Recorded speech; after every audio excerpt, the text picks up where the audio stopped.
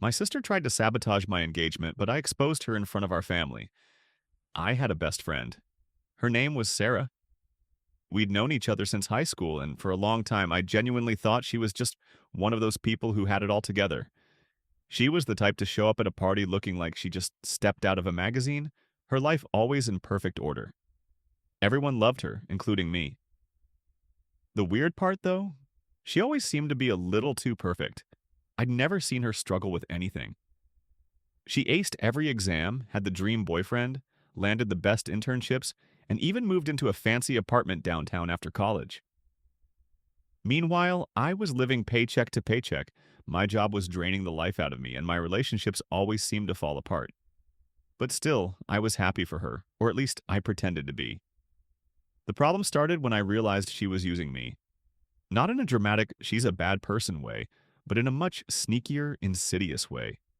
She'd always had a habit of borrowing things from me clothes, makeup, books, but it went beyond that. It started with small favors like asking me to help with her resume or cover letters. She'd say things like, "Oh, I know you're great at this stuff. You're always so good with words." But slowly it shifted. The favors turned into expectations. It started with me helping her find the perfect job, writing drafts for her personal statements and attending meetings with her just to give her moral support while I was barely getting by in my own career. I didn't mind at first. I loved her. She was my best friend. But as time went on, I noticed she wasn't doing the same for me.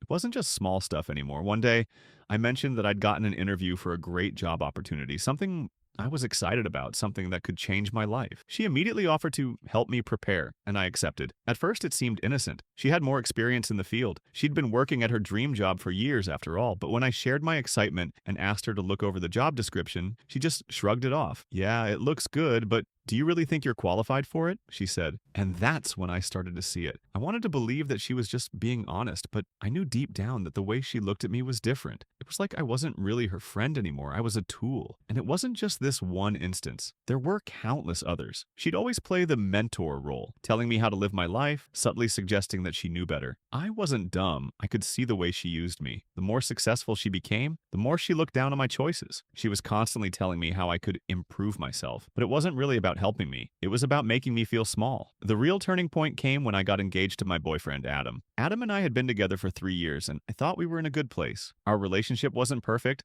but it felt right. We had our issues, but I genuinely believed we were headed toward marriage. So when he proposed to me, I was beyond thrilled. It was intimate, just the two of us. A small dinner at a restaurant we'd been to on our first date. It felt special. I called Sarah as soon as it happened. "You're the first person I'm telling. I have to share this with you." I was ecstatic, but instead of the usual over-the-top excitement, she was more subdued. "Oh," she said, with a pause, "that's great." The way she said it, though, wasn't right. There was no jumping up and down, no celebration, just a quiet acknowledgement that, at least on the surface, seemed like she didn't care. I brushed it off, though. Maybe she was just busy or tired. I was so caught up in the excitement that I didn't think too much about it. But then I started noticing how she acted every time I brought up the wedding. I asked her to be my maid of honor. After all, she was my best friend. But rather than being excited, she started offering suggestions on how things should be done. And slowly, they began to feel less like advice and more like demands. "You should wear a dress that looks like this," she said one night, texting me a picture of a style that was nothing like what I had in mind. "This will look so much better on you than what you picked." At first, I chalked it up to her trying to help. But then she started insinuating that Adam's taste in venues and flowers and the smallest details was all wrong. "Honestly, your fiancé doesn't have good taste. He wouldn't know what a nice venue was if it bit him," she'd say, dropping little jabs about him whenever I talked about wedding planning. It was clear that she didn't like him, and I couldn't figure out why. Then I discovered something that made everything click. Emma, my sister, had mentioned something offhand. She told me that Sarah had been talking to her about my wedding plans behind my back, saying that I was rushing into things and that I didn't really know what I wanted. At first, I couldn't believe it. My own best friend was bad-mouthing my relationship to my sister, and that's when I realized she wasn't just jealous. She didn't want me to be happy. She wanted everything I had, and she wanted to be the one everyone admired. I was just in her way. I spent the next few days in a haze of disbelief and anger. How could Sarah, my best friend, the person I had shared everything with, the one I trusted, be doing this to me? It wasn't just a few awkward comments anymore. It was clear to me now that Sarah was trying to sabotage my engagement, to undermine me, and most importantly, to drive a wedge between Adam and me. The more I thought about it, the more I realized it wasn't just jealousy. No, it was something much darker. She wasn't just pushing me away from her. She was trying to take my life, my future, my happiness. It was like she was slowly positioning herself to be the one everyone admired, and I was just in the way. I'd seen these signs before. Her dismissiveness when I succeeded, her tendency to one-up me, but I never saw it for what it really was. I always assumed it was just Sarah being Sarah, always needing to be in the spotlight, always needing to be the perfect one. But now it was obvious. The wedding, the one thing in my life that had made me feel truly happy and excited, was her target. It all started to add up. The subtle digs at Adam, the way she constantly suggested we change things around the wedding, and the way she made me feel bad about my choices. And the final straw came when I found out she had gone behind my back to talk to my sister about my engagement. She hadn't just been undermining my relationship with Adam, she had been trying to destroy it from the inside out. I was done. I decided to confront her. I couldn't let her get away with it anymore. I wasn't going to let her walk all over me. It was time to take control. I called Sarah one evening and told her I needed to talk. She didn't seem surprised, but she didn't push back either. In fact, she sounded a little too calm when she agreed to meet. We arranged to meet at a cafe that we both used to frequent. The familiar setting made me feel uneasy. It felt like the right place to have this conversation, but I also knew that nothing would ever be the same after tonight. When I arrived, Sarah was already sitting at a table near the back. She had her usual air of effortless perfection, hairstyled, makeup flawless, a smile on her face that didn't quite reach her eyes. She stood up when she saw me, but I could tell she was expecting the conversation to go in a certain way. "You wanted to talk?" she asked, her tone cool and collected, like she had no idea what was coming. I sat down and stared at her. The anger I'd been holding back all week was boiling to the surface now. I wasn't going to hold back anymore. "Yes, I did," I said, trying to keep my voice steady. "I want to know why you've been trying to ruin my engagement, why you've been talking behind my back, why you've been undermining me and Adam, why you've been trying to take everything from me." Her expression didn't change. If anything, she looked almost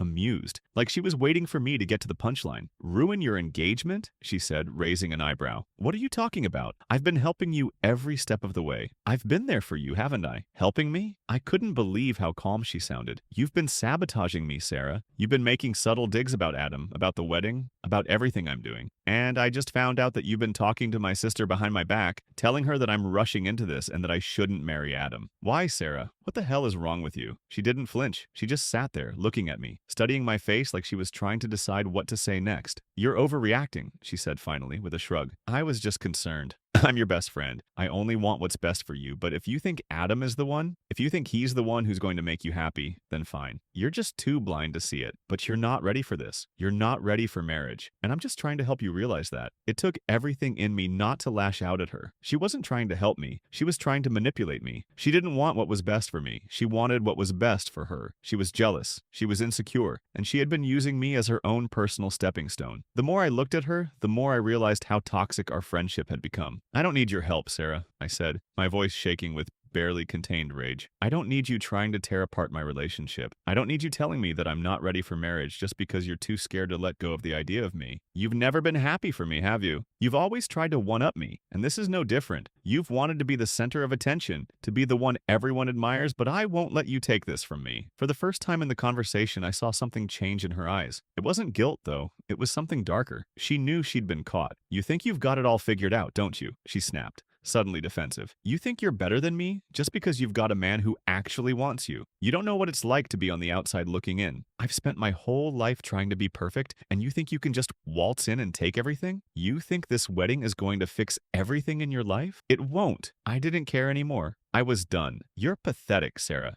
I said, standing up to leave. "You've always been trying to tear me down because you can't stand that I'm finally happy. And I'm not going to let you ruin this for me. You don't get to be a part of my life anymore." I walked out before she could say anything else. As I left the cafe, I felt a rush of relief. I wasn't going to let her control me anymore. I wasn't going to let her take away the one thing that made me happy, the one thing I deserved. The days that followed my confrontation with Sarah felt like a weight lifting off my shoulders. I had finally stood up for myself, finally let out all the frustration that had been building up over the years. But even Even though I had walked away from her that day, I knew this wasn't over. Sarah wasn't going to just accept being cut out of my life. She wasn't going to go quietly. Over the next week, I heard from her multiple times. Texts, phone calls, even a few surprise visits. At first, I ignored it all. I wasn't ready to engage with her. I didn't want to get pulled back into her web of manipulation. But the more I thought about it, the more I realized that I couldn't just walk away and let her think she had won. I had to make sure she understood that her behavior was unacceptable and that I was never going to tolerate it again. It wasn't just about me anymore. It was about making sure she didn't hurt anyone else like she had hurt me. And so I decided to take action. It started with the family. Emma, my sister, had been telling me about the conversations she had been having with Sarah after I confronted her. Emma was upset, but she hadn't understood just how far Sarah had gone to try and undermine my engagement. So I decided it was time to expose the truth. I wasn't going to let Sarah continue lying, pretending to be the victim in all of this. I called a family meeting. I invited my mom, dad, and Emma. It was time to make it clear where I stood, and I needed them to know what Sarah had been doing behind my back. When everyone gathered in the living room, I took a deep breath. This was the hardest thing I'd ever done, but it had to be done. Guys, I began, looking at my family. I need to tell you something. Something you need to know about Sarah. At first, they looked at me in confusion. I could see my parents' concerned faces, and Emma looked like she was waiting for a bombshell. But when I laid it all out, the manipulations, the comments about Adam, the undermining of my happiness, it hit them hard. I told them about the conversations Sarah had been having with Emma, the way she'd been subtly trying to discredit Adam and our relationship, and how she'd been making me feel like I wasn't enough. Emma looked shocked, and my parents were quiet. It was a lot for them to process, but I wasn't done. I needed to make sure Sarah's behavior was exposed for what it really was. She couldn't hide behind her charm and her perfect life anymore. It wasn't just her lies that had hurt me. It was her toxic behavior,